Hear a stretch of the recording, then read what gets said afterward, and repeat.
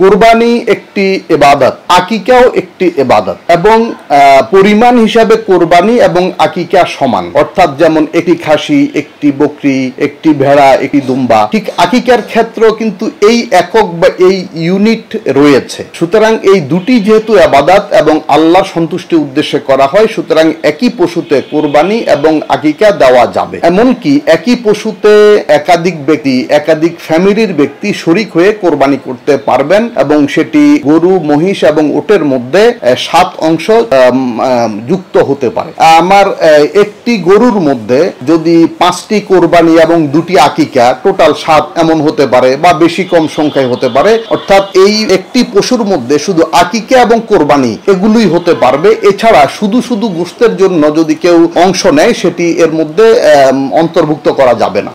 সংবাদ, ফিচার ও অনুষ্ঠানের জন্য ভিজিট করুন সংবাদ প্রকাশের ওয়েবসাইট এবং যুক্ত থাকুন ফেসবুক পেজ ও ইউটিউব চ্যানেলের সঙ্গে।